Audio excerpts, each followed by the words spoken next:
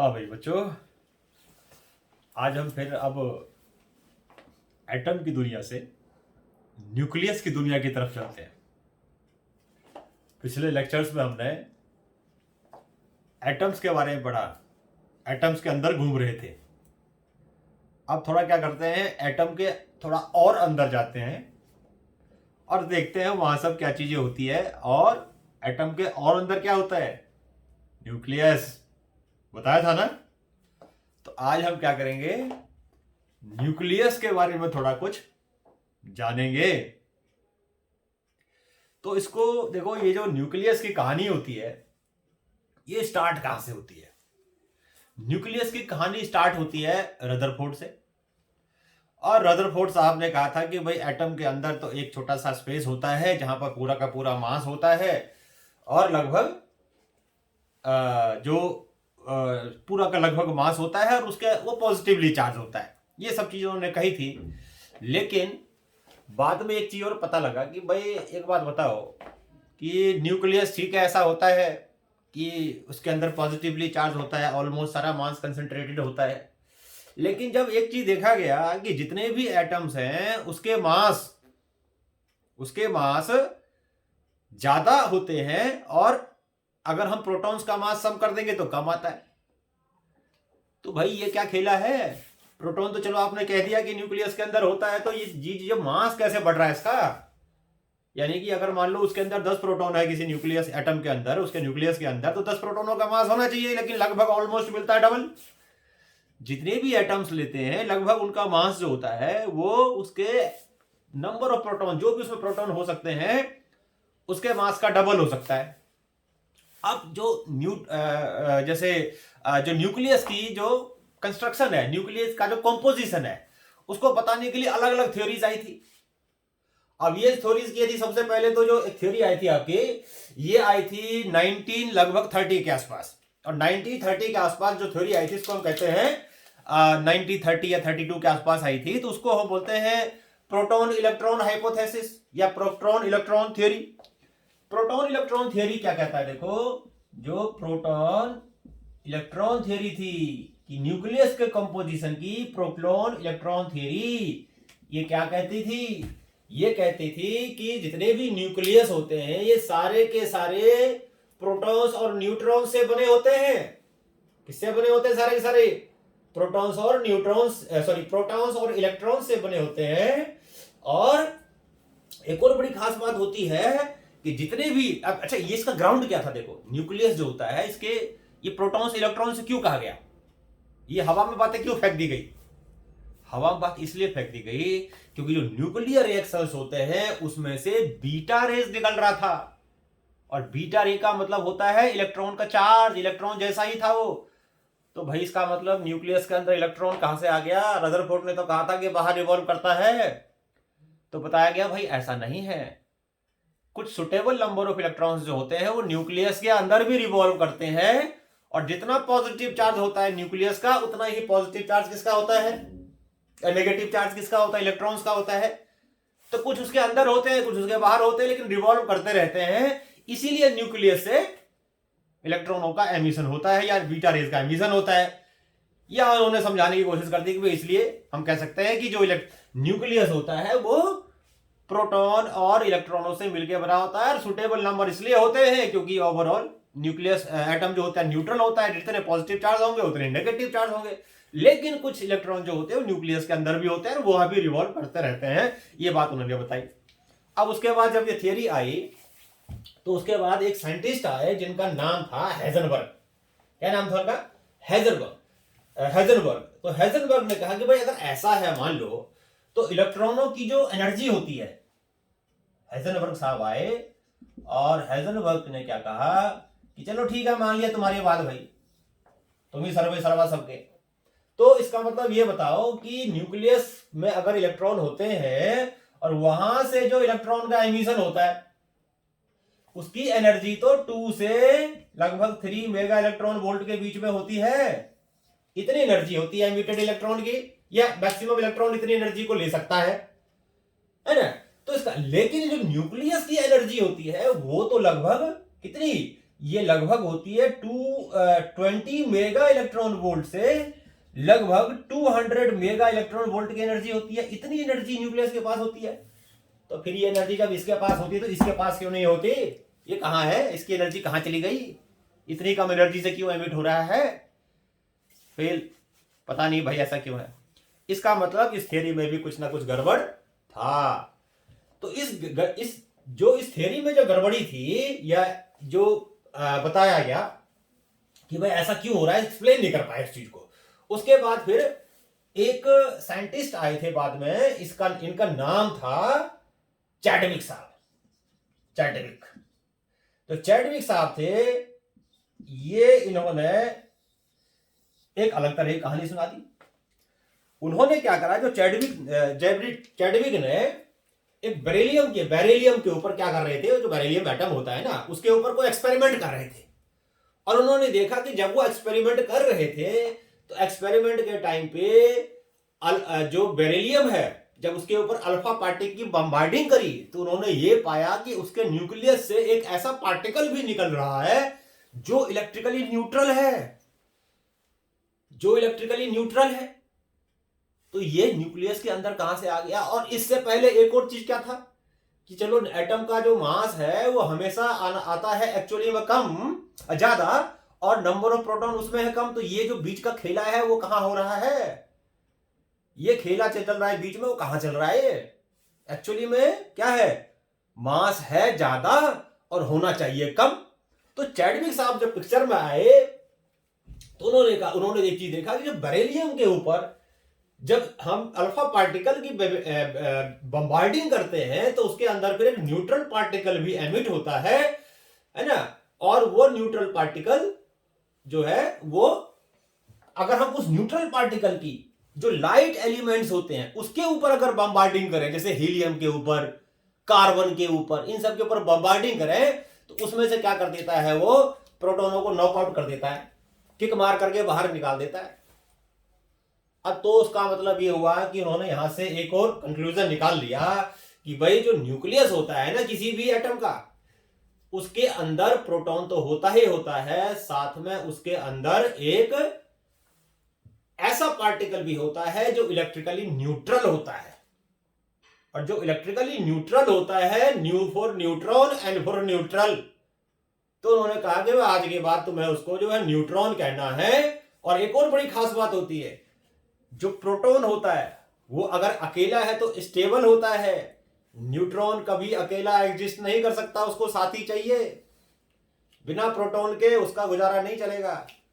तो प्रोटॉन कहता है वो तो मैं रह सकता हूं अकेला, न्यूट्रॉन कहता है नहीं भाई मैं नहीं रह सकता तेरे बिना। तो ये कभी भी अकेला एग्जिस्ट नहीं करता, ये हमेशा प्रोटॉन के साथ रहता है। तो ये अकेला कभी स्टेबल नहीं होता। तो इसको जो हेजनबर्ग ने साहब ने इसको बाद में कहा था कि न्यूक्लियस के अंदर, भाई इन्होंने खोज तो कर दी थी चैडविक साहब ने, लेकिन फिर बाद में इसका कंक्लूजन निकाल करके जो हेजनबर्ग ने इसको कंप्लीट किया था और थियरी आई थी फिर प्रोटॉन न्यूट्रॉन थियरी, जो आज के डेट में भी हम मानते हैं कि एटम के अंदर प्रोटॉन और न्यूट्रॉन होता है।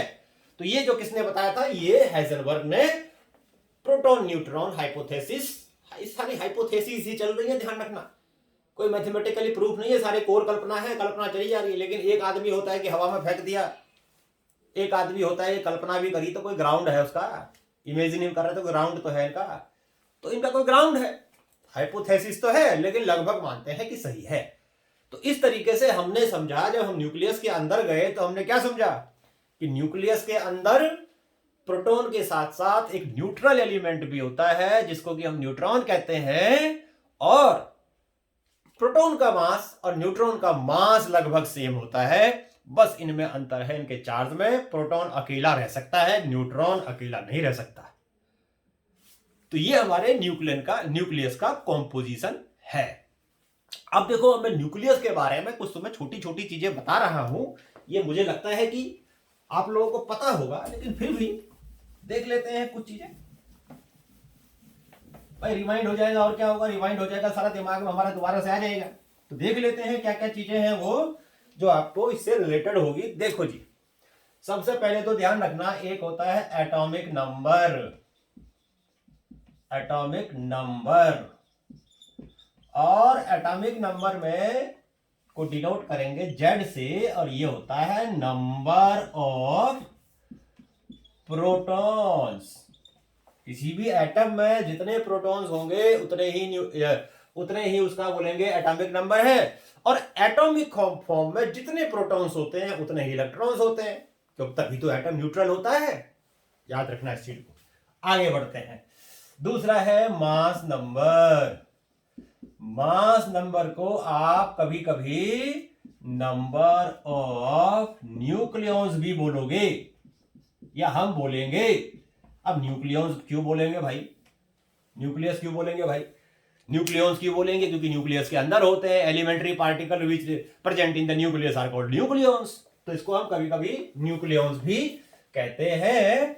और इसको हम डिनोट करेंगे जी ए से, यही डिनोट कर देता हूं ना, ए से। तो नंबर ऑफ न्यूक्लियॉन क्या हो गया, number of protons plus number of neutrons. Number of neutrons, protons और न्यूट्रॉन्स का जो नंबर होता है उसी को हम क्या कहते हैं, उसी को हम मास नंबर कहते हैं। समझ में आ गया? आगे बढ़ते हैं। अब आता है atomic mass. Atomic mass, atomic mass का मतलब होता है कैपिटल एम से डिनोट कर देंगे, और एटॉमिक मास का मतलब होता है mass of nucleons. Mass of nucleons बोले तो mass of nucleus, mass of nucleus M से डिनोट करेंगे। और ये क्या होगा, mass of protons plus mass of neutrons, इन दोनों का सम एटॉमिक मास। लेकिन जब हम किसी भी एटम को, मान लो कोई एटम है एक्स, और उसको जब हम रिप्रेजेंट करेंगे तो उसको हम रिप्रेजेंट कैसे करते हैं, नीचे लिखते हैं एटॉमिक नंबर, ऊपर लिख देते हैं मास नंबर, इस तरीके से कर देते हैं। तो जो ऊपर नंबर लिखा है वो है होता है मास नंबर, कहीं उसको एटॉमिक मास समझ लो भाई साहब, मास नंबर होता है। और नीचे जो लिखा होता है वो होता है एटॉमिक नंबर। जैसे कार्बन मान लो एक लिया मैंने, कार्बन C612, C क्या है, तो 6 क्या है, ये है आपका एटॉमिक नंबर यानी नंबर ऑफ प्रोटॉन। और ऊपर क्या हो गया, नंबर ऑफ न्यूक्लियॉन यानी कि मास नंबर 12। तो नंबर ऑफ प्रोटॉन कैसे निकालोगे, सॉरी न्यूट्रॉन कैसे निकालोगे भाई, आप ऐसा करो ए में से Z को माइनस कर दो, तो ये क्या आ जाएगा, नंबर ऑफ न्यूट्रॉन आ जाएगा मेरे मालिक, नंबर ऑफ न्यूट्रॉन आ जाएगा। तो इस तरीके से आप नंबर ऑफ न्यूट्रॉन को भी निकाल सकते हो।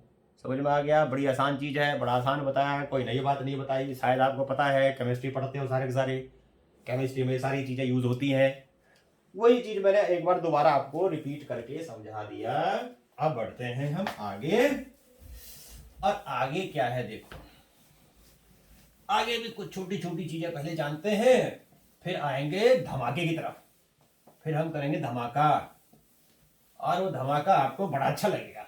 वैसे धमाका तो बुरा लगता है, लेकिन ये धमाका आपको अच्छा लगेगा। देखते हैं क्या है। तो पहले हम देखते हैं atomic radius.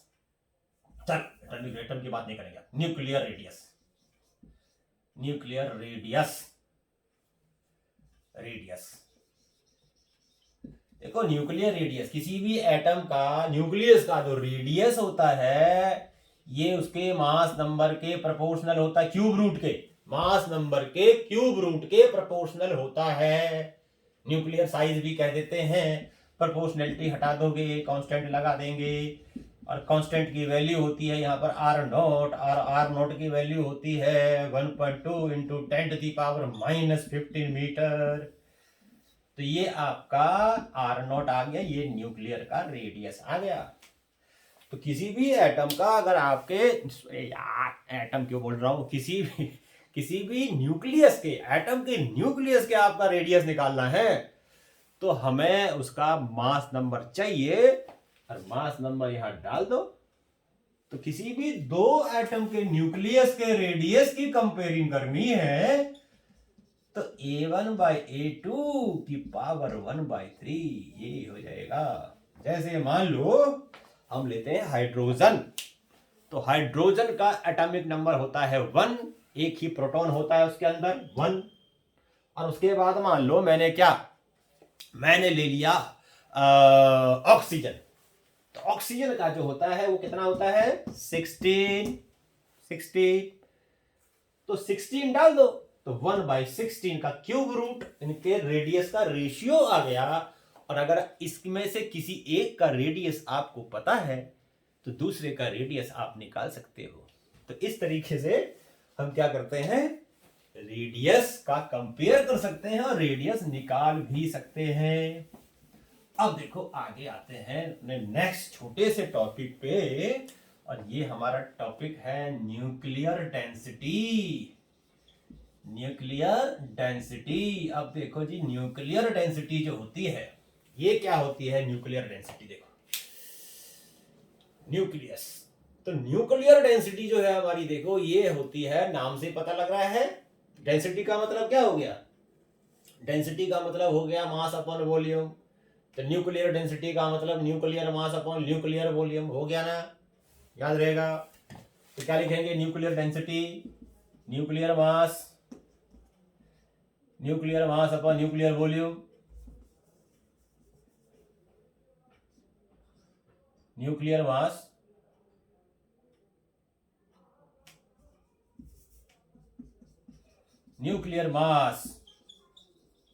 Upon nuclear volume, तो न्यूक्लियर मास और न्यूक्लियर, भाई साहब कहीं स्पेलिंग गलत हो तो माफ करना भाई साहब, हो सकता है स्पेलिंग, मेरी स्पेलिंग बड़ी कमजोर है, ये पहले बता देता हूं। Nuclear mass upon nuclear volume, nuclear mass का मतलब क्या है, mass of nucleons, mass of nucleons. और मास ऑफ न्यूक्लियस क्या होगा, mass of nucleus divided by nuclear volume 4/3 pi r cube. Nuclear mass क्या होगा, mass of nucleus, number of nucleus into mass of one nucleon. मैंने अभी बताया one nucleon की एक न्यूक्लियन का मास जो होता है लगभग सेम होता है। एक न्यूक्लियन का मास जो प्रोटॉन का होता है वही न्यूट्रॉन का होता है, लगभग सेम होता है। तो एक ले लेते हैं हमें डेंसिटी कैलकुलेट करने में, ए इंटू एम ले लिया भाई, इसमें से हम एक प्रोटॉन का मास उतना ही मास हम न्यूट्रॉन का ले लेंगे, दोनों का सेम ले लिया।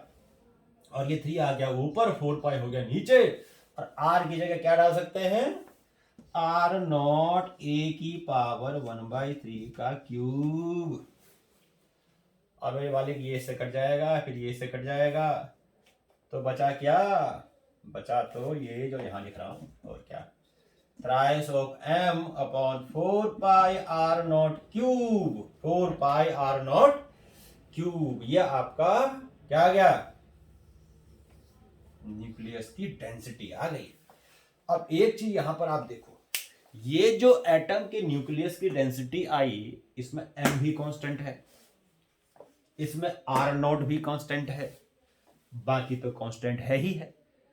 तो इसका मतलब क्या हो गया कि पूरे न्यूक्लियर की डेंसिटी तो कांस्टेंट आ गई। और जब ये कांस्टेंट आ गई, इसका मतलब ये तो किसी की भी डेंसिटी हो सकती है, किसी की भी डेंसिटी हो सकती है। इसका मतलब यहां से ये हमें पता लगा कि सारे एटम्स की न्यूक्लियर डेंसिटी एक जैसी होती है, सभी के न्यूक्लियस की डेंसिटी एक जैसी होती है, एक जैसी। और ऐसी एक जैसी कैसी, एक जैसी ऐसी।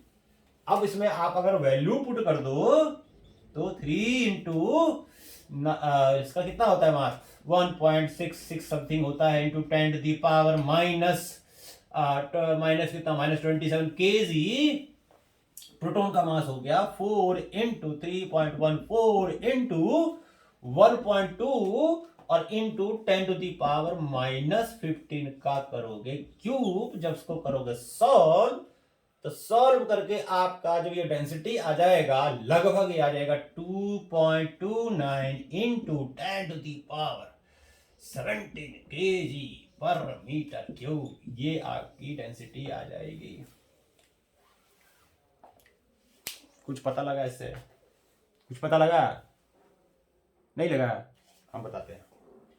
देखो ये, यहां ध्यान से देखो, यहां देखो, यहां ध्यान से देखो क्या हो रहा है भाई। जब यहां ध्यान से देखते हैं तो पावर दिखती है 10⁻17। ऐसा कितना ज्यादा है? इनफाइनाइटी ना मान लो से, मान लिया, बहुत ज्यादा है। इसका मतलब क्या हुआ? इसका मतलब ये हुआ कि पहली बात तो कांस्टेंट है, कोई भी न्यूक्लियर एटम का, किसी भी एटम का न्यूक्लियस हो, सबकी डेंसिटी एक जैसी होगी। दूसरी बात, होगी तो होगी बहुत ज्यादा, इतनी ज्यादा कि आप कल्पना भी नहीं कर सकते। आप उसकी कल्पना भी नहीं कर सकते। करो कल्पना। अब ये कल्पना कौन है? वो वाली कल्पना नहीं मेरे भाई, ये वाली कल्पना। क्या करना है आपको?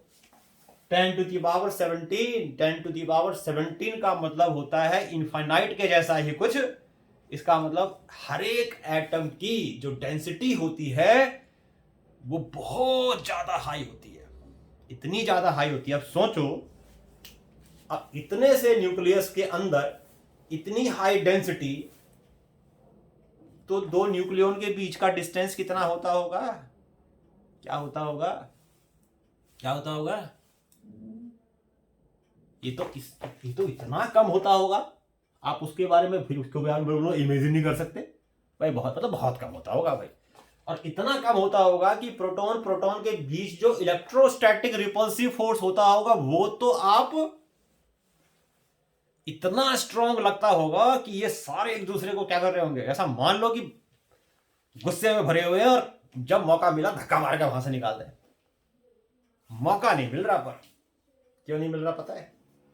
इसीलिए नहीं मिल रहा कि उसके दादाजी भी वहां बैठे हैं न्यूक्लियस के अंदर, यानी जो इलेक्ट्रोस्टैटिक फोर्स है उसके दादाजी भी वहां बैठे हुए हैं। पापा जी की बात तो छोड़ दो, दादाजी बैठे हुए हैं जिन्होंने उसको बाइंड करके रखा हुआ है, बांधे रखा हुआ है। तो यहां से एक और नए फोर्स का कंसेप्ट का डेवलप होता है जिसको हम कहते हैं न्यूक्लियर फोर्स। जो न्यूक्लियर फोर्स होता है बहुत ज्यादा स्ट्रॉन्ग होता है, इलेक्ट्रोस्टैटिक फोर्स से बहुत ज्यादा होता है, जो न्यूक्लियॉन्स को बाइंड करके रखता है, बाइंड करके। तो न्यूक्लियर फोर्स, इसको हम थोड़ा बाद में डिस्कस करेंगे।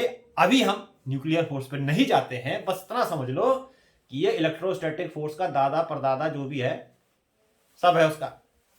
इतना ज्यादा फोर्स लग रहा होगा कि इलेक्ट्रोस्टैटिक फोर्स उसके सामने कुछ भी नहीं है, क्योंकि ऐसे एटम्स भी होते हैं जिनके न्यूक्लियस तो भाई इतने ज्यादा स्टेबल होते हैं जो कभी टूटते ही नहीं है। या मान लो आप, समझ में आ गया?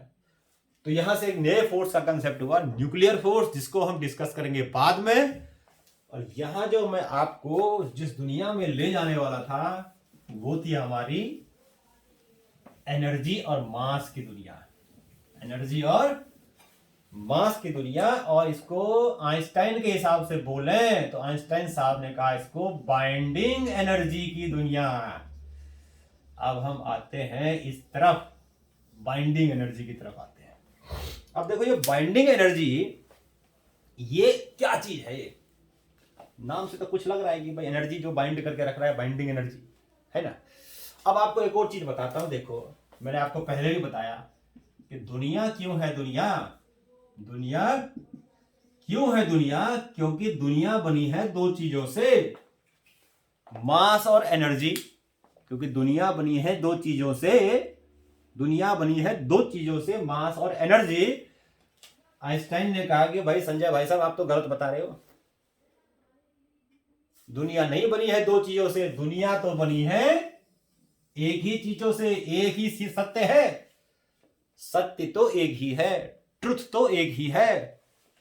और दुनिया दो चीजों से नहीं बनी, आप तो ये गलत कह रहे हो। दुनिया बनी है सिर्फ एक चीज से, एक चीज से दुनिया बनी है। चीज, एक चीज से दुनिया बनी है। और ये तो हमारा भ्रम है, ये तो हमारी सोच की उपज है, यानी हम उसको देख ही नहीं पाते कि ये दोनों चीजें एक ही है, ये दोनों चीजें अलग नहीं है। अब भाई बचपन में तो हम ये पढ़ते आते थे कि मास को कहते हैं क्वांटिटी ऑफ मैटर, और एनर्जी का मतलब होता है जो हमें भरा होता है, जिससे हम कोई काम करते हैं, कैपेसिटी जो होती है। अब एक चीज बताओ कि मरियल सा आदमी हो, उसकी एनर्जी क्या होगी? क्या होगी भाई? रिलेशन ये बता, समझ नहीं आ रहा कुछ। मास नहीं है, एनर्जी नहीं है, क्या मतलब हुआ? आइंस्टाइन ने कहा, समझाया कि मास और एनर्जी तो एक ही चीज है, ये दो चीज नहीं है। ये तो हमारे दिमाग का एक भ्रम है कि हम दोनों को अलग अलग चीज समझते हैं। अच्छा एक चीज बताओ, आइंस्टाइन साहब ने क्या कहा? इससे पहले हमने पढ़ा था फोटो इलेक्ट्रिक इफेक्ट, और आइंस्टाइन साहब ने कहा था कि जितने भी सोर्स होते हैं वो फोटोन प्रोड्यूस करते हैं, फोटोन प्रोड्यूस करते हैं। फोटोन यानी जो लाइट होता है, रेडिएशन से फोटोन से बनी। और फोटोन क्या है? एक पार्टिकल है। फोटोन क्या है? एक पार्टिकल तो है। अब किसी सोर्स से जो फोटोन बाहर निकल रहा है, निकलने का मतलब वो दूर दूर हो रहे हैं, दूर दूर हो रहे हैं, हो रहे हैं ना? तो जब फोटोन हो गए दूर दूर तो बन गए एनर्जी। और जब फोटोन बहुत सारे पकड़े और ये दबा दिया, मुट्ठे पकड़ के ये दबा दिया, कंडेंस कर दिया, फोटोन फोटोन नहीं रहा, फोटोन बन गया मास। समझ में आया? कुछ समझ में आ गया होगा मेरी बात? तो मेरी बात यह है कि अगर हम किसी चीज को मास कहते हैं तो मास का मतलब something compressed, energy compressed, energy compress. अगर एनर्जी को दम कंप्रेस कर दोगे, इकट्ठा कर दोगे एक साथ, तो भाई साहब उसी को कहते हैं मास। तो मास की एक डेफिनेशन हो गई क्या, कि पहले तो हम क्वांटिटी ऑफ मैटर बोलते थे, अब ये नहीं बोलना कि मास का मतलब है कंप्रेस्ड एनर्जी। कंप्रेस्ड एनर्जी को ही क्या बोलते हैं? मास बोलते हैं। यानी कि अगर एक जगह इकट्ठा कर दो सारी एनर्जी को, बहुत ज्यादा डेंसिटी कर दो, तो फिर ये मास का रूप ले लेता है। और जब रेयर फाइट कर दो, दूर दूर कर दो, तो यही चीज एनर्जी बदल जाती है, जो हमें दिखती नहीं है, आभास तो हम कर लेते हैं। तो ये दो चीजें आपको समझ में आ गया ना, मास और एनर्जी कोई अलग चीज नहीं है, नहीं है ना? तो जब हम न्यूक्लियर लेवल की बात करेंगे और मास और एनर्जी को एक ही चीज बोलेंगे, मास एज एनर्जी। और जो हमने माइक्रोस्कोपिक मैकेनिक्स में पढ़ा था कि mass conservation of mass, conservation of energy, यहां पर ये नहीं बोलेंगे। माइक्रोस्कोपिक लेवल पे, न्यूक्लियर लेवल पे ये नहीं बोलेंगे, एटॉमिक लेवल पे यहां बोलेंगे mass plus energy is conserve, not mass conserve, not energy conserve, mass plus energy is conserve, क्योंकि मास और एनर्जी तो एक ही चीज है। अब देखो क्या बताता हूं कि एक और चीज देखो, एक तरीके से और भी समझाता हूं तुम्हें। ये तो मैंने बताया कि कंप्रेस्ड एनर्जी को क्या कहते हैं? मास कहते हैं। एक और चीज बताता हूं, देखो मान लो मैंने कोई सब्सटेंस लिया सब्सटेंस लिया, मैटर लिया। मैटर के अंदर क्या होंगे? एटम्स और मॉलिक्यूल्स होंगे। ये एटम्स और मॉलिक्यूल्स क्या कर रहे होंगे? भाग रहे होंगे, इधर उधर भाग रहे होंगे। भाग रहे होंगे तो कौन सी एनर्जी होगी? काइनेटिक एनर्जी होगी। किसके पास? एटम्स या मॉलिक्यूल के पास। प्लस कौन सी एनर्जी होगी? प्लस पोटेंशियल एनर्जी भी होगी, क्योंकि इनके पीछे मॉलिक्यूलर फोर्स भी है, इलेक्ट्रोस्टैटिक फोर्स जो भी है, तो पोटेंशियल एनर्जी भी होगी। ये किसके पास होगी? ये इनके एटम्स और मॉलिक्यूल्स के पास होगी। ये सारी एनर्जी होगी ना। अब आते हैं एटम के अंदर। जब हम एटम के गए अंदर तो वहां पर काइनेटिक और पोटेंशियल एनर्जी तो थी, एटम्स या मॉलिक्यूल्स भी, भाई उसके अंदर प्रोटॉन और इलेक्ट्रॉन भी तो आए, न्यूट्रॉन भी तो आए। तो इनके बीच में भी क्या होगा? प्रोटॉन्स, न्यूट्रॉन्स, है ना, इलेक्ट्रॉन्स, इन सब की क्या होगी? इन सब की भी होगी काइनेटिक एनर्जी, पोटेंशियल एनर्जी होगी ना। इनमें एक और चीज कर देते, चलो काइनेटिक, पोटेंशियल, काइनेटिक में बहुत सारी चीज आ जाएंगी। Rotational kinetic energy, translational kinetic energy हमने पढ़ी थी, वाइब्रेशनल काइनेटिक एनर्जी, ऐसी पोटेंशियल एनर्जी। तो मैंने दोनों को लमसम ऐड कर दिया है, मान लो आप। ऐसे ही प्रोटॉन और न्यूट्रॉन की भी होगी ना ये सब एनर्जी, प्रोटॉन की काइनेटिक एनर्जी, पोटेंशियल एनर्जी, ये सारी चीजें उनके पास भी होगी, है ना। और उसके बाद हम और अंदर घुसेंगे, वैसे हमें घुसना नहीं चाहिए लेकिन मान लो घुस गए, तो जितने भी इलेक्ट्रॉन्स प्रोटॉन्स होते हैं ये भी क्या होते हैं, क्वार्क से बने होते हैं, उनकी भी तो होगी काइनेटिक एनर्जी, पोटेंशियल एनर्जी, सब चीजें होंगी। अब क्या करोगे भाई साहब, जब इन सारी एनर्जी को ऐड कर दोगे, इन सारी एनर्जी को ऐड कर दोगे, तो ऐड करने के बाद ही आएगा आपका ये, यानी कि मास। समझ में आया।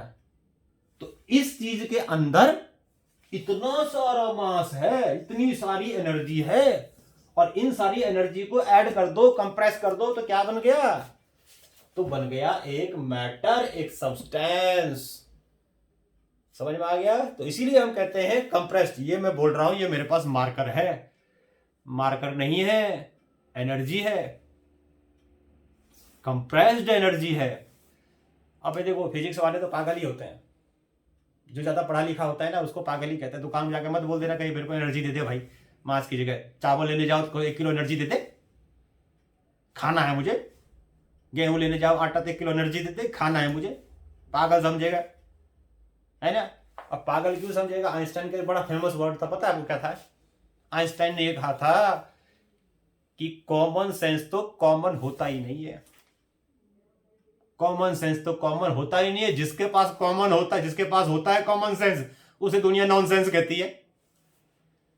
तो भाई साहब नॉनसेंस बोल देगा आपको, वहां एनर्जी मत बोल देना, उसको नहीं पता ये सब चीजें, किताब में रहने दो, किताब में पढ़ रहे हो किताब में रहने दो, है ना। बस आगे बढ़ते हैं। तो इसका मतलब मैंने बताया कंप्रेस्ड मैटर को एनर्जी बोलते हैं, ये सब चीजें होती हैं। अब एक चीज मुझे बताओ, ये हमारी एनर्जी हो गई, ये हमने पढ़ा कि भाई एनर्जी क्या चीज होती है और मैटर क्या चीज होती है। उसके बाद अब देखो क्या है, क्या इसका मतलब दोनों एक ही चीज है, यानी इसको हम एक को दूसरे में बदल सकते हैं, एक को दूसरे में बदल सकते हैं। अगर मैं ये बोलूं तो इसके अंदर इतनी एनर्जी है ना कि आप इमेजिन नहीं कर सकते, इमेजिन तक नहीं कर सकते, इतनी ज्यादा एनर्जी है। अगर इनके में एटम्स को दूर दूर कर दूं, एनर्जी को कंप्रेस जो कर रखा है वो रेयर बाइट कर दूं, तो इतनी एनर्जी है ना, ये एटम बम है, एटम बम मान के चलो उसको आप, एटम बम है ये। अब इस समय क्या है, मैं बता रहा था आपको कि क्या एनर्जी और मास अगर एक चीज है तो क्या ये बदल सकता है, बदलता तो है। अब एक चीज बताओ, जैसे कोई भी ऑब्जेक्ट मूव कर रहा है, अच्छा एक चीज देखो, किसी भी ऑब्जेक्ट का टोटल मास होगा ना, पता है क्या होगा, total mass of object, total mass equal to क्या होगा, जब रेस्ट पे होगा उसका mass plus E equal to, Einstein ने अभी फार्मूला दिया था, पढ़ेंगे, E equal to mc square, mass energy equivalence कहते हैं, बहुत फेमस इक्वेशन है साइंस की, फिजिक्स की, E equal to mc square. Revolution आया था, रिवोल्यूशन बहुत मतलब इतना ड्रामेटिक चेंज आया था फिजिक्स में, आप इमेजिन नहीं कर सकते चीजों से। तो रेस्ट मास और प्लस ऑब्जेक्ट अगर मूव कर रहा है तो E बाई सी स्क्वायर, ये टोटल मास होगा ऑब्जेक्ट का, टोटल मास होगा ऑब्जेक्ट का। हमने तो पढ़ा था कि मास कांस्टेंट होता है, मैं कह रहा हूं मास कांस्टेंट नहीं होता। मैं मास क्यों कह रहा हूं, एनर्जी कांस्टेंट नहीं होती, मास प्लस एनर्जी कांस्टेंट होती है। वही तो मैंने कहा कि यहां मास और एनर्जी को अलग अलग नहीं लेना, दोनों को एक ही चीज लेना है, मास प्लस एनर्जी कांस्टेंट होती है। अगर कोई भी ऑब्जेक्ट, मान लो मैंने हीट किया किसी चीज को, हीट किया, चलो यहां तो मैं उसको भगा रहा हूं, मान लो कोई भी ऑब्जेक्ट मूव कर रहा है, तो टोटल एनर्जी क्या होगी ऑब्जेक्ट की, total mass of moving object. मान लो कोई भी ऑब्जेक्ट मूव कर रहा है तो मूविंग ऑब्जेक्ट का टोटल मास क्या होगा, मास at rest plus E by जो उसका ई बाई सी स्क्वायर, जो भी उसके पास एनर्जी है, ये इतना उसका ऑब्जेक्ट का टोटल मास हो जाएगा। ये ऑब्जेक्ट का आ गया टोटल मास, टोटल मास। अब उसको मान लो मैं किसी भी ऑब्जेक्ट को एनर्जी देता हूं, और एनर्जी कितनी देता हूं, कैसे दे सकता हूं एनर्जी, भाई मान लो भाग रहा है, काइनेटिक एनर्जी दे रहा हूं, mass at rest plus kinetic energy upon C square. एक तो ऐसे दे सकते हैं ना, काइनेटिक भी दे सकते हैं, पोटेंशियल भी दे सकते हैं, है ना। तो ग्रेविटेशनल हो सकता है, इलेक्ट्रोस्टैटिक हो सकता है, बहुत सारे तरह के पोटेंशियल्स होते हैं, वो कोई भी हो सकता है। तो एक मैं मैकेनिकल एनर्जी ले ली मैंने, काइनेटिक एनर्जी। भाई जैसे मूविंग कोई चीज को उठा के फेंक दिया, तो फेंकते टाइम पे पता है उसका मास क्या लगेगा? फेंकते टाइम पे ऑब्जेक्ट का जो भी मास होगा वो मास काइनेटिक एनर्जी उसकी इसके बाद जो भी होगी वो डालो और सी स्क्वायर से डिवाइड करो। अगर वो 2 किलो का ऑब्जेक्ट है तो मान लो 0.0000000000001 इतना क्यों बोल रहा हूं पता है? इसलिए बोल रहा हूं भाई साहब, लाइट की स्पीड देखो ना कितनी होती है, 3 × 10⁸ स्क्वायर करोगे 10⁶ कितना 16, ऊपर जाओगे माइनस। अब किसी मूविंग ऑब्जेक्ट को एनर्जी दोगे, अगर बड़ी चीज है, बॉल है, तो क्या दोगे एनर्जी उसकी? 2 जूल, 3 जूल, 4 जूल, 5 जूल। तो ये जो मास में कन्वर्ट होगा, जो मूविंग एनर्जी में जो सिक की वजह से जो मास आता है, वो मास इतना कम होता है कि बड़े बड़े पार्टिकल्स में हमें ये पता नहीं लग पाता। लेकिन अगर मैं यही बोलूं इलेक्ट्रॉन का मास तो बहुत कम है ना, और उसकी स्पीड अगर मैं थोड़ी सी उसको मैं काइनेटिक एनर्जी दूं, तो जो भी एनर्जी इसकी बड़ी, मैंने कहा 0.00000000001, तो ये और ये तो फिर कंपेरेबल है, इलेक्ट्रॉन का मास तो बदल जाएगा। तो ये चीजें ज्यादा सब एप्लीकेबल सब जगह है, लेकिन बड़े बड़े ऑब्जेक्ट में, मैक्रोस्कोपिक में, फुटबॉल में, बॉल में, आदमी में, औरत में, किस में, जानवर में, सब में क्या होता है? मूवमेंट जब होता है तो जो मास में चेंज आता है, ये वाली चीज, ये वाला फैक्टर वो बहुत कम आता है, इसलिए मास में हमें सिग्निफिकेंट चेंज डेली लाइफ में नहीं दिखता। लेकिन मौसम के साथ किसी भी चीज का मास बढ़ता है, कोई भी एनर्जी देंगे भाई उसका मास बढ़ेगा, तो विद स्पीड। इसीलिए आइंस्टाइन ने कहा था किसी को भी लाइट की स्पीड से ज्यादा स्पीड से आप ट्रेवल नहीं करा सकते, ठीक है? लाइट के से ज्यादा ट्रिप अगर लाइट की स्पीड पे ले जाओगे ना, तो उसका मास हो जाएगा इनफाइनाइट, जो कि पॉसिबल नहीं है भाई। इसी तरीके से अगर मान लो मैं किसी को गर्म करता हूं, हीट देता हूं, भाई हीट एनर्जी भी तो दे सकता हूं, तो उस हीट एनर्जी की वजह से भी तो अगर मैं मास कुछ देखूंगा उसका, तो मास में कन्वर्ट होगा। तो इसका मतलब क्या हुआ? इसका मतलब वो हुआ कि मास इंक्रीज किया, तो मास टेम्परेचर के साथ भी इंक्रीज करता है। इसका मतलब ये हुआ मास और दूसरे energy, mechanical energy, kinetic, potential, इनकी वजह से भी इंक्रीज करता है ऑब्जेक्ट का मास। समझ में आ गया? तो मास वेरिएबल है। समझ में आ गई ये चीज? एक चीज मुझे कहानी से याद आई। मैं कई बार अपनी मम्मी के साथ जाता था आटा लेने, और आटे वाला क्या करता था पता है? वो करता था क्या कि झट से आटा पीसा भर के दे दिया। मम्मी पता है क्या कहती थी? मेरी मम्मी कहती थी अभी नहीं देना भाई, तौलना अभी नहीं तौलना, आधा घंटा रुक जा, उसके बाद तौल के दियो। मैं सोचता था भाई क्यों कह रही है, या मेरी मम्मी पागल है क्या? भाई वो पागल, ये पागल हम है, वो तो बहुत बुद्धिमान है। गर्म आटे में क्या होता है? हीट। तौल किसको रहा है? एनर्जी को तौल रहा है क्या? मास को तौल रहा है ना, कंडेंस चीजों को तो तौल रहा है, वो वेट कर रहा है नहीं। तो इसका मतलब क्या हुआ? तो वो जो एनर्जी है वो भी तो मास में कन्वर्ट हो गया होगा, तो टोटल मास आ गया ज्यादा। हंसना मत इस बात से, सच्चाई है। और एक्चुअल मास क्या है? जब वो ठंडा होगा तो अपने आप उसका मास कम हो गया।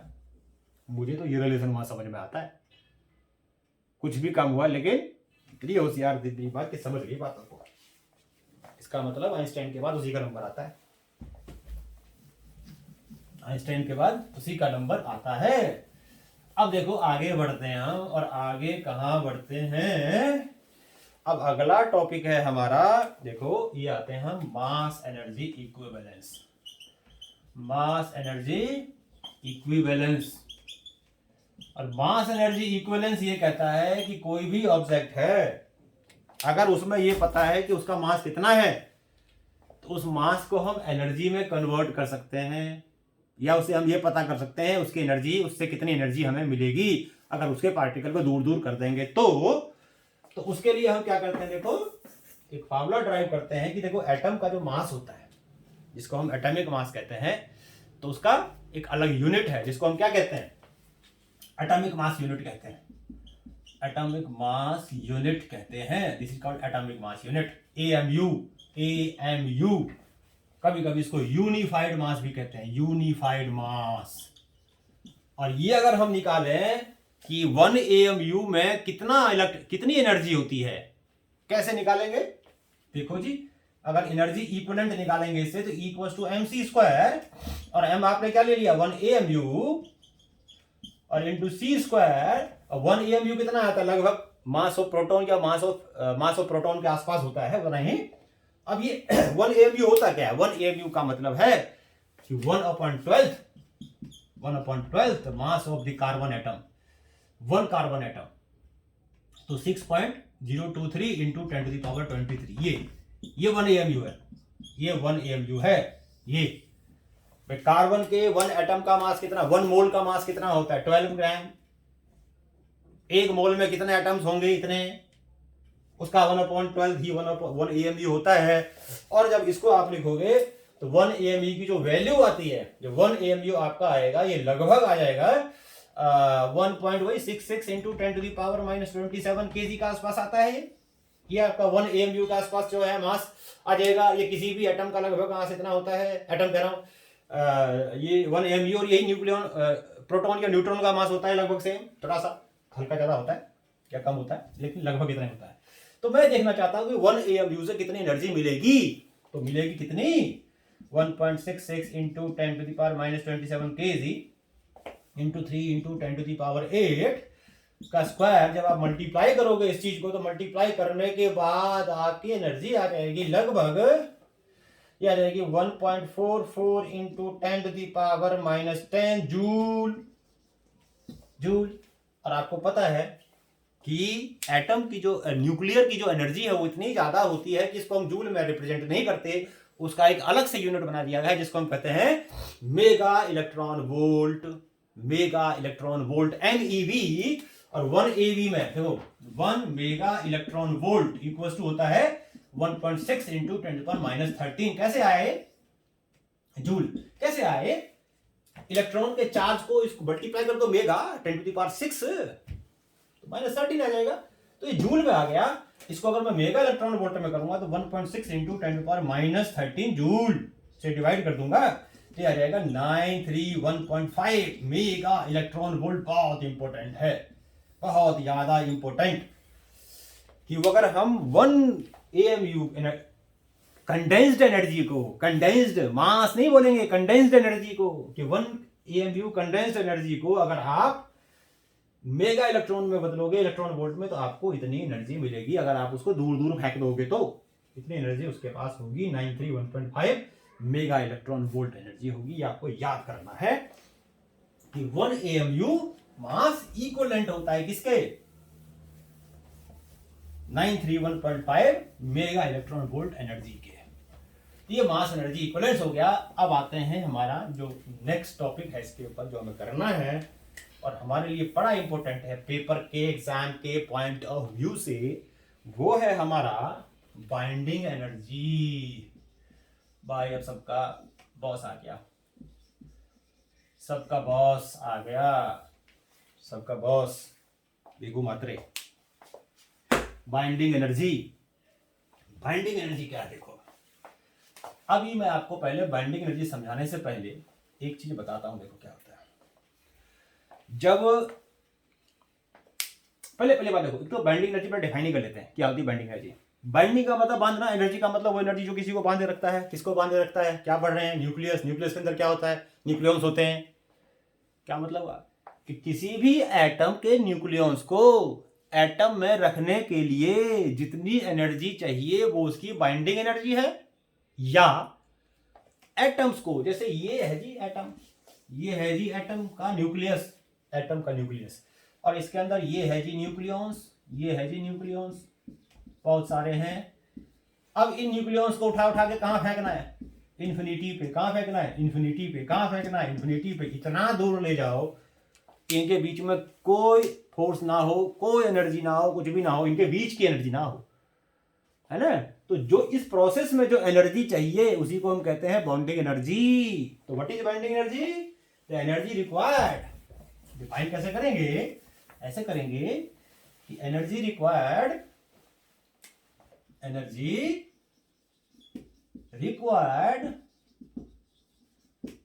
To separate nucleons from nucleus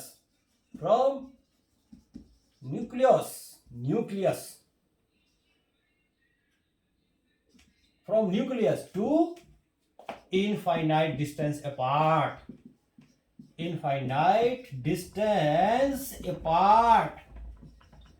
तो क्या बोलोगे इसको आप? इसको हम बोलेंगे न्यूक्लियर बाइंडिंग एनर्जी। और कितनी एनर्जी देनी पड़ेगी? जितनी उसके पास है उतनी दे दो, वहां से चला जाएगा, है ना। तो ये आपका हो गया न्यूक्लियर बाइंडिंग एनर्जी, कि उसको वहां से हटाना है, दूर ले जाना है, कितनी एनर्जी चाहिए, इतनी एनर्जी चाहिए, न्यूक्लियर बाइंडिंग एनर्जी। अब देखो होता क्या है, देखो जैसे मान लो मैंने एक ये न्यूक्लियस लिया, और न्यूक्लियस के अंदर ये मैंने ले लिया मान लो कुछ न्यूक्लियॉन्स। कितने हैं? 1 2 3 4 5 6 7 8 5 6 7 8। तो इसके पास कुछ मास है, मान लेते हैं उसको बोलेंगे मास ऑफ न्यूक्लियस। जो भी मास है इसका, मान लेते हैं इसका मास है m1। अब उसको, या m1 ही ले लो, m भी ले लो। अब उसको हमने क्या करा, उठा के फेंक दिया जी, ये फेंक दिया, ये उठा के फेंक दिया, ये उठा के फेंक दिया। कहां फेंक दिया जी? इन्फिनिटी फेंक दिया। तो इन्फिनिटी पे जाने के बाद क्या होगा? इन्फिनिटी पे जाने के बाद एक फोर्स जो इनके यहां पर लग रहा था वो वहां नहीं होगा। पता है कौन सा फोर्स? न्यूक्लियर फोर्स कैसा था? अट्रैक्टिव फोर्स से जो एनर्जी आती है कैसी आती है? नेगेटिव। तो यहां जो इसकी एनर्जी थी ना, वो क्या थी पता है? वो न्यूक्लियर फोर्स से जो नेगेटिव एनर्जी थी वो भी थी। और जब वहां ले जाएंगे तो इस मास में वो एनर्जी तो अब नहीं होगी ना, नेगेटिव एनर्जी। यहां नेगेटिव एनर्जी थी, यहां नेगेटिव एनर्जी नहीं है। तो इसका मतलब यहां पर कुछ एक्स्ट्रा एनर्जी इसके पास आ गई होगी। क्यों? यहां पर एनर्जी होगी कम, यहां पर एनर्जी होगी ज्यादा, क्योंकि यहां पर एक एनर्जी जो नेगेटिव में थी वो यहां पर नहीं है। अगर मान लो यहां पर इसकी एनर्जी थी 10 जूल, मान लो एग्जांपल देता हूं, यहां पर 10 जूल में क्या था? ऐसे लिख सकते हैं इसको 12 जूल प्लस -2 जूल। अब जब ये यहां से यहां तक गया, तो फिर क्या हुआ भाई? ये वाली तो एनर्जी नहीं है ना इसकी, ये वाली तो एनर्जी नहीं है ना इसकी। तो फिर सिर्फ क्या बची इसके पास? 12 भी तो बची, 12 भी तो रही। भी लिखता जाऊंगी इसको मैं, 12 है। तो यानी ये जो 2 एक्स्ट्रा आया इसके पास, 2 एक्स्ट्रा आया, 2 क्योंकि ये वाली अब नहीं है। तो इसके पास अब 12 है, यहाँ 10 था, यहाँ 12 है ना। 10 12 2 एक्स्ट्रा आ गया ना। यही तो भाई साहब बाइंडिंग एनर्जी है। अब इससे एक और चीज पता लगता है कि जब किसी एटम का यहां पर हम लेते हैं मास बोले तो एनर्जी, यहां लेते हैं मास बोले तो एनर्जी, ये पूरा मास ही है, ये पूरा का पूरा मास ही है।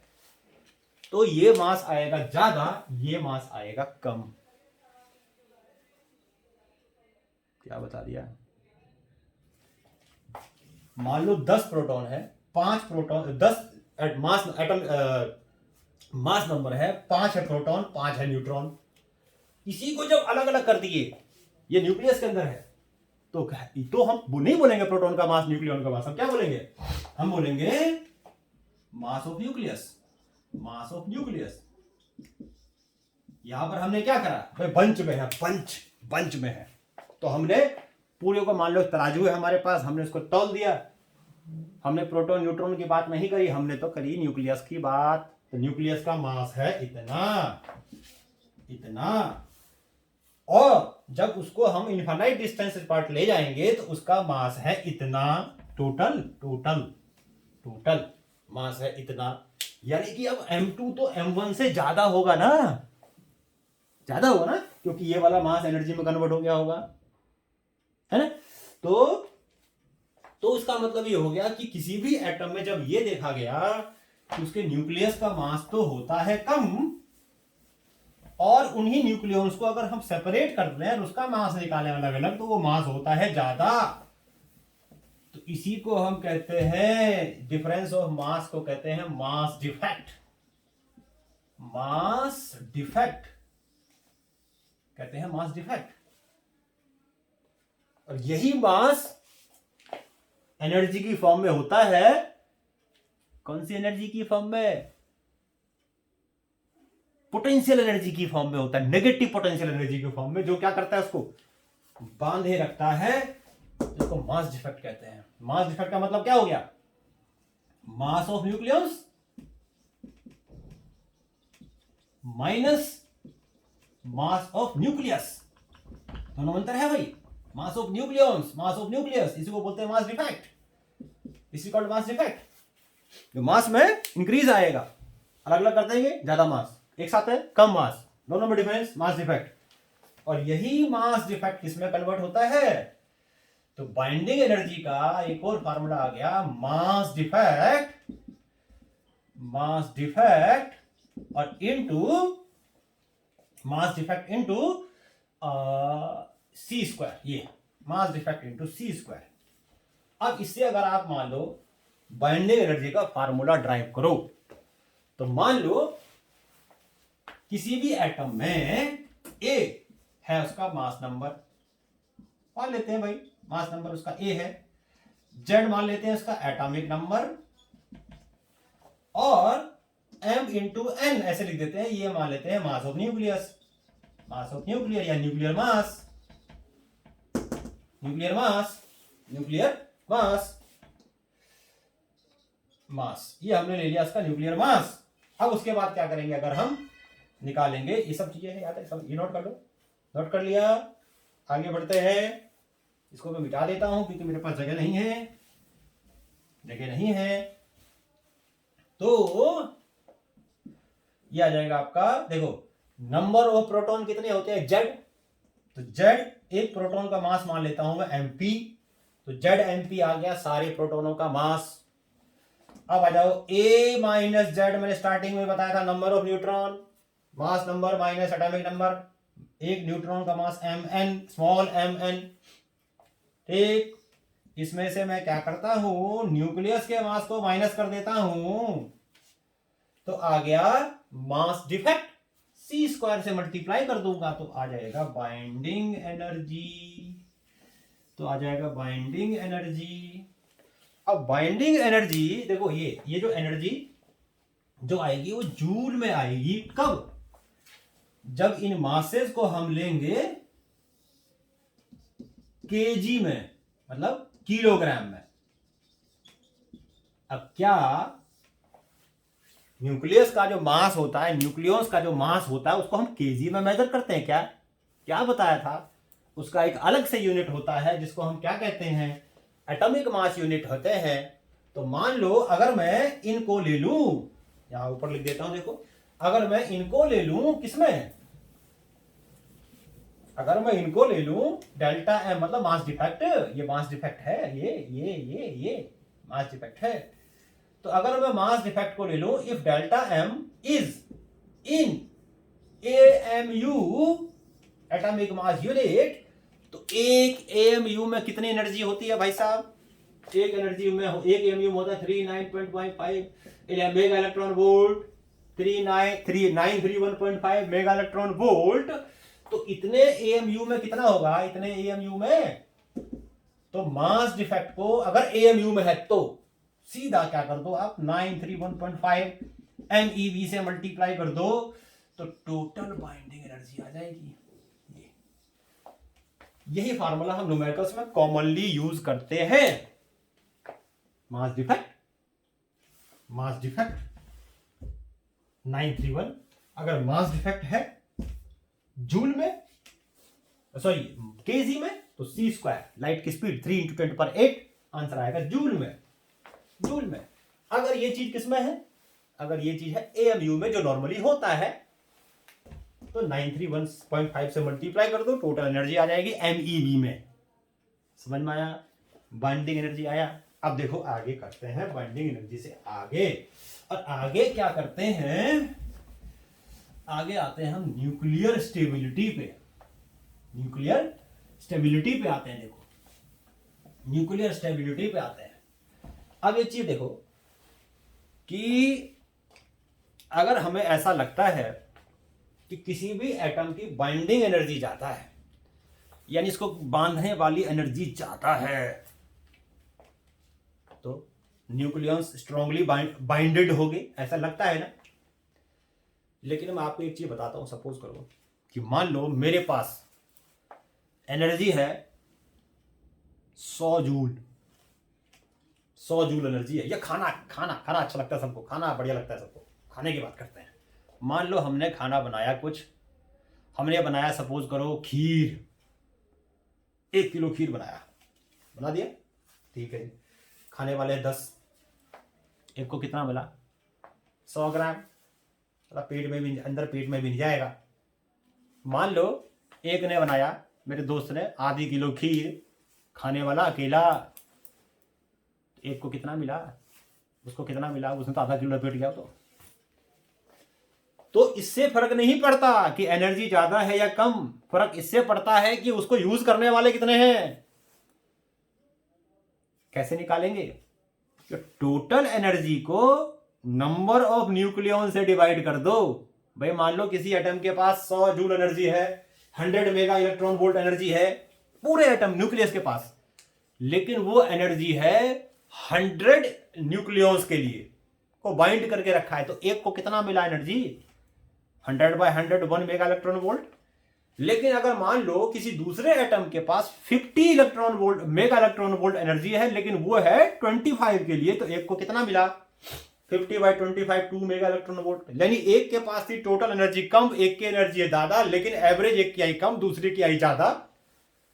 तो पर हेड किसको ज्यादा मिला, 50 मेगा इलेक्ट्रॉन वाले को मिला ना, एक को। तो वो ज्यादा स्टेबल होगा, उसके पास ज्यादा एनर्जी है, यानी उसको बांधने के लिए ज्यादा एनर्जी है। तो स्टेबिलिटी टोटल बाइंडिंग एनर्जी पे नहीं डिपेंड करता। लिख देता हूं, stability, nuclear stability, nuclear stability, stability, stability नहीं डिपेंड करता। हिंदी में लिखता हूं, नहीं डिपेंड करता, डिपेंड करता, करता नहीं डिपेंड करता। किस पर? न्यूक्लियर स्टेबिलिटी नहीं डिपेंड करता बाइंडिंग एनर्जी पर। डिपेंड किस पर करता है? Depends on average binding energy, average binding energy. और एवरेज बाइंडिंग एनर्जी क्या होती है? एवरेज बीई होगी बाइंडिंग एनर्जी यानी कि total divided by number of nucleon. तो ये जो है ना, ये बताता है कि कोई भी एटम ज्यादा स्टेबल है या कम स्टेबल। न्यूक्लियस कम स्टेबल है कि ज्यादा स्टेबल है, वो हमें बताएगा ये। अब ये क्या है कि जब अलग अलग एटम्स हैं हमारे पास, और उन एटम्स की जब हमने, अच्छा एक बार और बता देता हूं, वो ज्यादा इंपॉर्टेंट चीज था ये। टोटल बाइंडिंग एनर्जी स्टेबिलिटी को डिटरमाइन नहीं करता। क्या डिटरमाइन करता है? बाइंडिंग एनर्जी पर न्यूक्लियॉन। बाइंडिंग एनर्जी पर न्यूक्लियॉन ज्यादा होगा, न्यूक्लियस ज्यादा स्टेबल होगा, कम होगा, न्यूक्लियस कम स्टेबल होगा। समझ में आ गया? तो बाइंडिंग एनर्जी पर nucleon determine, this is also called average binding energy. It determines the stability of the nucleus of an atom. More binding energy per nucleon, more stable is the atom, nucleus of atom. Less binding energy per nucleon, less stable is the nucleus of atom. याद रहेगा, छाप लो दिमाग में। अब देखो हमने जो binding energy पर न्यूक्लियॉन बनाई, अलग अलग एटम्स की बाइंडिंग एनर्जी पर न्यूक्लियॉन निकाली, और हमने कर दिया उसका कर्व ड्रॉ। तो उस कर्व को हम क्या कहते हैं? उस कर्व को हम कहते हैं बाइंडिंग एनर्जी पर न्यूक्लियॉन कर्व। और यही मैं बना रहा हूं, ये लेता हूं मैं मास नंबर, और यहां लेता हूं मैं बाइंडिंग एनर्जी पर न्यूक्लियॉन। और ये एनर्जी किसमें लेता हूं? पर न्यूक्लियॉन। और ये एनर्जी में किसमें लेता हूं? ये एनर्जी में लेता हूं मेगा इलेक्ट्रॉन वोल्ट में। ये एनर्जी में लेता हूं मेगा इलेक्ट्रॉन वोल्ट में। तो 50, क्योंकि मेगा इलेक्ट्रॉन वोल्ट में मेजर करते हैं न्यूक्लियर एनर्जी को भाई, 100, 150, 200, 250, और ये लेते हैं देखो 2 2 का 2 4 6 8 10, जो देखो सारा एक्सपेरिमेंटली डिटरमाइंड है। जैसे सबसे पहले स्टार्ट करते हैं, मान लो helium, hydrogen, deuterium, deuterium, deuterium मतलब जिसका H2 होता है, H2, इसकी बाइंडिंग एनर्जी नहीं होगी, थोड़ी सी कम होगी, काफी कम होगी मतलब। उसके बाद हम आते हैं हीलियम पे, हीलियम हीलियम हीलियम का क्या हो गया लगभग, इसको थोड़ा पहले बना दे क्या, यहाँ बना देते हैं H2। उसके बाद आगे हीलियम की बाइंडिंग एनर्जी लगभग 6 और 8 के बीच में होती है, एग्जैक्ट तो नहीं कह सकते, मुझे याद नहीं है, यहाँ होगी लगभग, मान लो ये हीलियम का आ गया, हीलियम 4। उसके बाद अगर हम नेक्स्ट आते हैं, सपोज करो, तो आगे हमारा लिथियम, लिथियम की थोड़ी कम हो जाती है Li की। उसके बाद और आगे जाते हैं कार्बन, कार्बन की थोड़ी ज्यादा होती है, कार्बन का आ जाएगा लगभग आपका 8 से थोड़ा सा ऊपर, यहाँ क्या मान लो कार्बन का C12। उसके बाद अगर आप आओगे तो कार्बन के बाद आता है नाइट्रोजन, थोड़ा सा कम होगा नाइट्रोजन का। उसके बाद थोड़ा सा ऊपर जाओगे ऑक्सीजन का आ जाएगा, ऑक्सीजन का थोड़ा ज्यादा होगा, यहाँ गया ऑक्सीजन का, मान लो ऑक्सीजन का हो गया यहाँ पर, यहाँ हो गया ऑक्सीजन का। उसके बाद अब मैं धीरे धीरे ऑक्सीजन, उसके बाद मतलब यहाँ इरेगुलर वेरिएशन था, ऑक्सीजन O16, उसके बाद थोड़ा कम होगा, 18 पे कम होगा, और फिर जाते जाते ये चला जाएगा आपका 50, आयरन का 56 लिखता देखो, ये थोड़ा आगे कर दूँ इसको, यहाँ कर देता हूँ आयरन का 50, तो ये आ गया यहाँ पर, ये यहाँ चला जाएगा, मैक्सिमम कर देता हूँ कब को मैं, और ये सबसे ज्यादा जाएगा यहाँ। उसके बाद फिर ये थोड़ा सा डाउन हो गया, ऐसे स्टेबल सा हो जाएगा, और सबसे लास्ट में मान लो मिलता है यूरेनियम U238, तो इसका 8 के आसपास होगा, 238 यूरेनियम 92 238। और ये सबसे ज्यादा पता है बाइंडिंग एनर्जी किसकी है, ये है आयरन की, Fe56, Fe56, जो आयरन 56 है, इसकी बाइंडिंग एनर्जी सबसे ज्यादा है। देखो ये बाइंडिंग एनर्जी पर न्यूक्लियन का है। तो ये अलग अलग एटम्स का हमने कि न्यूक्लियस का हमने बाइंडिंग एनर्जी पर न्यूक्लियन कब बनाया, और ये कर्व आया ऐसा। अब इस कर्व को देख करके आप क्या लिख सकते हो, नोट कर लो, मेरे पास जगह नहीं है, यहां लिख दूंगा नहीं तो मैं। सबसे पहले तो आप ये देख रहे हो कि जो एटम जिसका मास नंबर लगभग क्या है 20 से 30 के बीच में है, जिसका लगभग मास नंबर कहां से कहां तक है, मतलब जिसका मास नंबर लगभग 20 से कम है भाई, मतलब लेस देन 20, जिसका मास नंबर लेस देन 20 है, उनकी बाइंडिंग Be पर न्यूक्लियन लो है, कम है बाइंडिंग एनर्जी पर न्यूक्लियन, और इरेगुलर वेरिएशन है, किसी का अप किसी का डाउन, अप डाउन कर रहा है, इरेगुलर, कोई रेगुलर वेरिएशन नहीं है। जो अपर पीक पे है उनकी बाइंडिंग एनर्जी पर न्यूक्लियन ज्यादा है, वो ज्यादा स्टेबल है। जो लोअर पीक पे है बाइंडिंग एनर्जी पर न्यूक्लियन कम है, कम स्टेबल है। समझ में आ गई बात, लेकिन ओवरऑल देखेंगे तो कम है। उसके बाद आ जाओ लास्ट वाले पे, जिनका, अच्छा लास्ट वाले क्यों, पहले हम यहां आते हैं, जिसका ए, दूसरा पॉइंट बता रहा हूं, सेकंड पॉइंट, फर्स्ट पॉइंट था, ये नोट करते रहना साथ साथ में, जगह नहीं मेरे पास इसलिए मैं नोट नहीं करवा रहा हूं, आप नोट करते रहना। वो एटम जिसका मास नंबर 20 से ज्यादा और लगभग किससे 70 से कम है, एटॉमिक नंबर जिनका 90 से लगभग 20 से 70 के बीच में लगभग, ऐसा कुछ मान लो, सॉरी 120 के बीच में, लगभग 20 से 120 के बीच में, ऐसा कुछ रफ आइडिया ले लिया, तो फिक्स नहीं है, आगे पीछे होता रहता है। तो जब इनकी ये है, तो इनकी जो बाइंडिंग एनर्जी पर न्यूक्लियन देखो ये सबसे ज्यादा है, मतलब ये जो है फ्लैट सा कर्व है, लगभग फ्लैट कर्व है, और मैक्सिमम है क्या, मैक्सिमम है बाइंडिंग एनर्जी पर न्यूक्लियन। अगर सबकी कंपेयर करेंगे तो इन एटम्स की बाइंडिंग एनर्जी पर न्यूक्लियन सबसे ज्यादा है, और इसमें भी पीक पे कौन है, एट पीक पे आयरन 56, Fe, औरम 56, फेरस 56 सबसे ज्यादा है बाइंडिंग एनर्जी पर न्यूक्लियन। इसका मतलब आयरन का बाइंडिंग एनर्जी पर न्यूक्लियन सबसे ज्यादा होता है, इसका मतलब इसका न्यूक्लियस इस नेचर में सबसे ज्यादा स्टेबल होता है।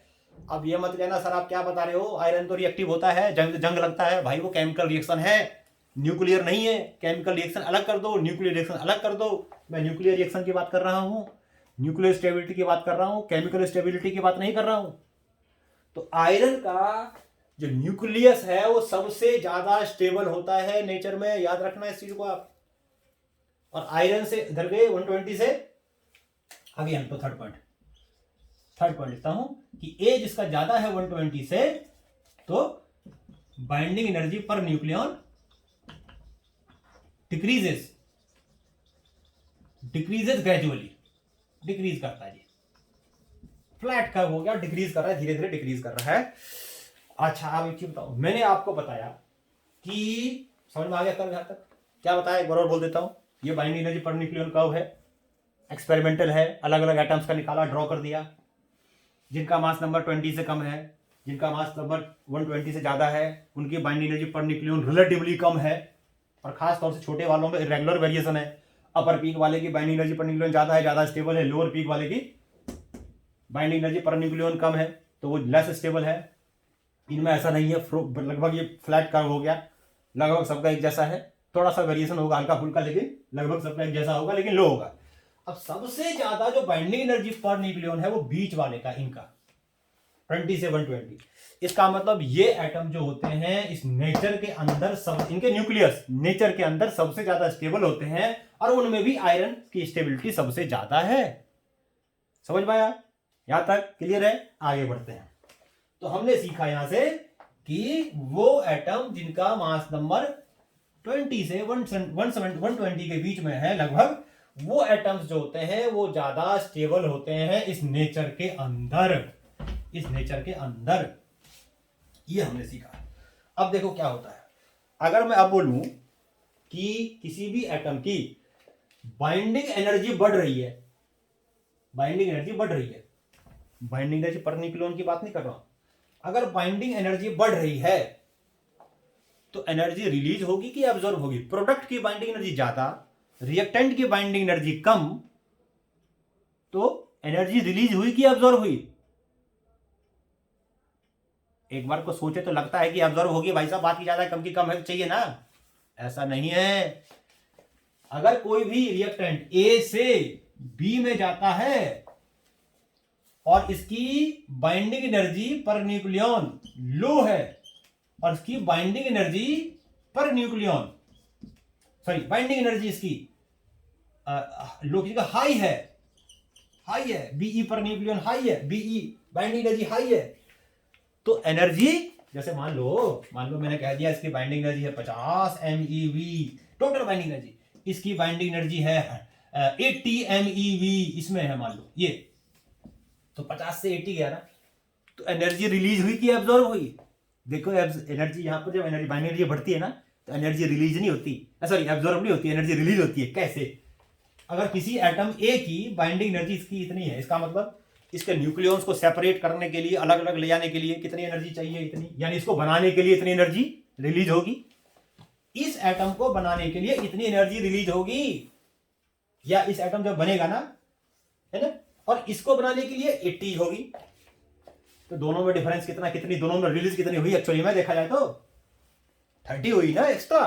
इसमें कितनी एनर्जी रिलीज हुई एक्स्ट्रा? इससे 30 ज्यादा रिलीज हुई। बाइंडिंग एनर्जी का मतलब जब एटम बनता है तो एटम के बनने में कितनी एनर्जी रिलीज होती है? समझ में आ गया? तो इसका मतलब यहां हुई जो डिफरेंस है एनर्जी में वो इसकी ज्यादा, यानी इसमें ज्यादा एनर्जी रिलीज होगी। तो यानी जब ये यहां से यहां तक गया है तो 30 जूल एनर्जी ज्यादा रिलीज होगी, कम नहीं होगी, उतनी ज्यादा रिलीज होगी।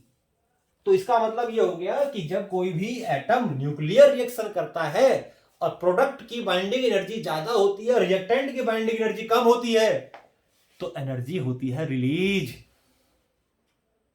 याद रहेगा क्या बताया? प्रोडक्ट की बाइंडिंग एनर्जी ज्यादा होती है, रिएक्टेंट की बाइंडिंग एनर्जी कम होती है, तो एनर्जी होती है रिलीज। कितनी? जितनी डिफरेंस इन एनर्जी है, प्रोडक्ट की ज्यादा होगी तो उतनी एनर्जी रिलीज करेगा, उतनी करेगा, दोनों में डिफरेंस कितना है वो एक्स्ट्रा उतना करेगा, तो वो उसकी बाइंडिंग एनर्जी रिलीज आ गई। अब इस बेस पे देखो क्या होता है, जो न्यूक्लियर रिएक्शन होते हैं, इसको मिटा देता हूं मैं, हो गया इसका काम खत्म। 2 तरह के होते हैं न्यूक्लियर रिएक्शन। न्यूक्लियर रिएक्शन कितने तरह के होते हैं? 2 तरह के होते हैं। एक को हम कहते हैं न्यूक्लियर फ्यूजन, तो फ्यूजन कहते हैं, न्यूक्लियर फ्यूजन में क्या होता है? न्यूक्लियर फ्यूजन में एक एटम टूटता है 2 एटम्स में जिनका मास नंबर नियरली सेम होता है। न्यूक्लियर फिजन में एक एटम टूटता है, विखंडन हिंदी में कहते हैं, विखंडन, टूटना। तो जब एक एटम दो एटम्स में टूटता है लगभग जिनका मास एक जैसा होता है, नियरली इक्वल मास, है ना। जैसे आपका यूरेनियम होता है न्यूक्लियर रिएक्शन में, वो बेरियम और क्रिप्टन में कन्वर्ट हो जाता है, बेरियम क्रिप्टन में, है ना। तो वो क्या है, दोनों का लगभग सेम मास होते हैं, वो न्यूक्लियर रिएक्शन इस तरह का। तो इसका मतलब ये हो गया कि जब कोई एटम टूटेगा और टूट करके nearly equal number mass number पे बनाएगा तो क्या होगा भाई, जो टूटने वाला होगा उसका मास ज्यादा होगा, नियरली वाले मास नंबर में होगा उसका कम होगा, यानी ये बीच में आ जाएंगे ना। ये कौन से एलिमेंट होंगे, ये होंगे बीई पर न्यूक्लियन, जो कब था ना, बीई पर न्यूक्लियन कब, उसके मिडिल वाले एटम होंगे, इनमें से कोई मिडिल एटम होंगे। और ये कौन से होंगे, हाई मास नंबर वाले एटम होंगे, high mass number, high mass number. तो न्यूक्लियर फ्यूजन में क्या होता है कि हाई मास नंबर एटम जिनकी बाइंडिंग एनर्जी कम होती है, ये sorry binding energy per nucleon कम होती है, वो किसमें टूटता है, एक ऐसे एटम में जिसकी बाइंडिंग एनर्जी पर न्यूक्लियन ज्यादा होती है ना। तो इस प्रोसेस में क्या होती है, एनर्जी रिलीज होगी, इसीलिए न्यूक्लियर फ्यूजन में एनर्जी रिलीज होती है। समझ में आया, क्योंकि वही जो एनर्जी का यानी यहां अगर हम देखेंगे तो टोटल एनर्जी यहां बढ़ रही है, वही तो पता है आपको। अगर टोटल एनर्जी भी निकालोगे ना तो टोटल एनर्जी भाई साहब बढ़ रही है। क्यों बढ़ रही है, क्योंकि यहां एक एटम के पास ज्यादा एनर्जी है, एक न्यूक्लियन के पास ज्यादा एनर्जी है, यहां एक न्यूक्लियन के पास कम एनर्जी है। तो यहां अगर आप टोटल एनर्जी को ऐड करोगे ज्यादा आएगा ना, क्योंकि पर न्यूक्लियन इनकी ज्यादा है, पर न्यूक्लियन इनकी कम है, तो टोटल भी तो इन दोनों की मिलाएंगे ज्यादा आएगी इससे। मान लो भाई, सपोज करो इसके पास है 6 इलेक्ट्रॉन वोल्ट एनर्जी, इसके पास है मान लो जो है मान लो उसमें और 50 एटम है, इसका मान लिया 60 है न्यूक्लियन, सॉरी इसके पास 50 न्यूक्लियन, इसके पास 60 न्यूक्लियन, एक की एनर्जी इतनी है, मान लो उसकी ले ली मैंने 5 ही ले लेता हूँ, छोटा ले लेता हूँ, चलो नहीं थोड़ा ज्यादा ले लूंगा, ज्यादा होती है ना, 10 ले लो, कैलकुलेशन में आसान पड़ जाएगा। चलो इसकी भी 10 ले लेता हूँ यार 9 ले, इसकी बस कैलकुलेशन थोड़ा आसान कर दूँ, 100 कर दूँ इसका, 100 ज्यादा हो जाएगा ना, तो बस कम कर देते हैं, इसका हम कर चलो 50 ही ले लेते हैं, चलो यार फिर 25 ले लिया चलो, और 25 वाले की एनर्जी है मान लिया कि कितनी, चलो 10 ही ले लेते हैं, ये कितना हो गया इसकी एनर्जी 500 हो गया, इसकी एनर्जी कितनी हो गई, कितनी हो गई 250 हो गई, टोटल एनर्जी कितनी आ गई 750 आ गई, ये 750 आ गई टोटल एनर्जी आ गई ना। अब उसके बाद जब ये एक थे, एक कंबाइन थे, तो उसकी एक का क्या होगा, मास नंबर तो सेम होगा, तो मास नंबर में क्या आ गया इसका, जो 75 और 75 वाले की जो मास नंबर है उसका जो एनर्जी है मान लो एक की, वो है आपके मान लो 8, तो 60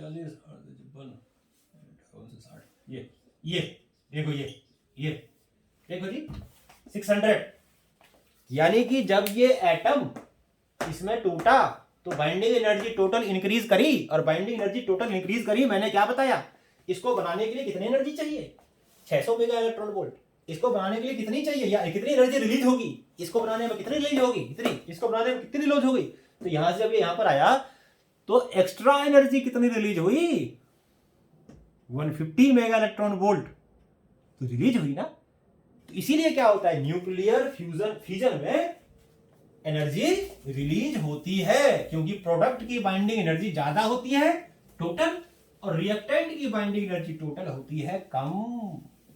ऐसे ही दूसरा रिएक्शन होता है न्यूक्लियर फ्यूजन।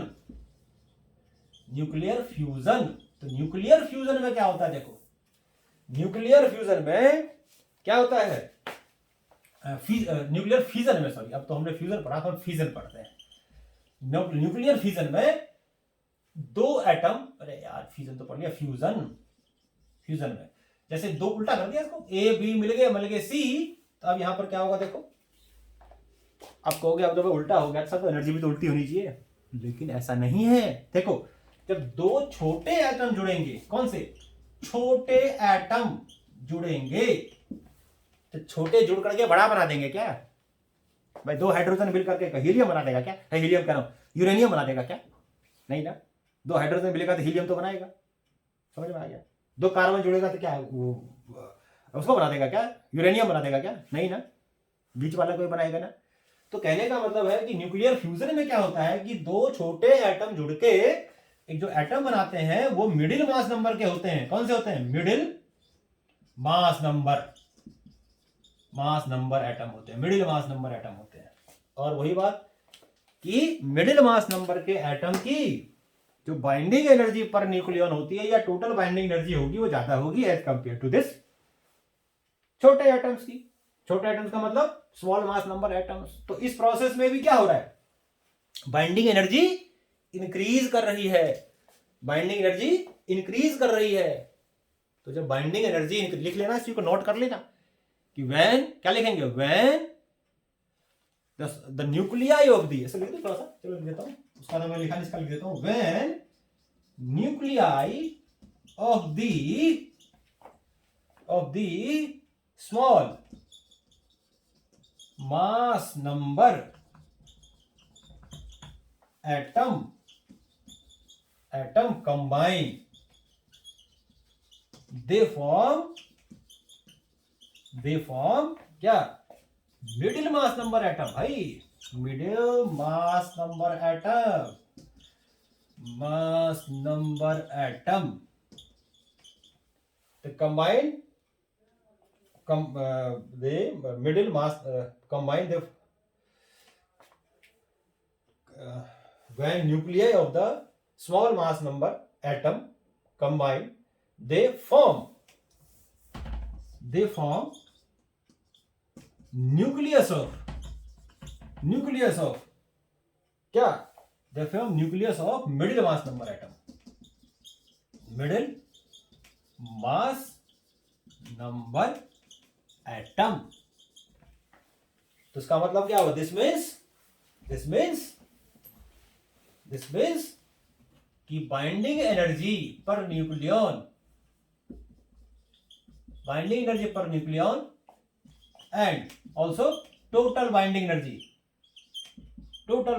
जिसकी बात छोड़ो, total binding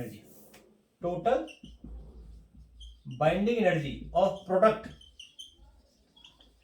is more than binding energy of total binding energy of low mass number atoms,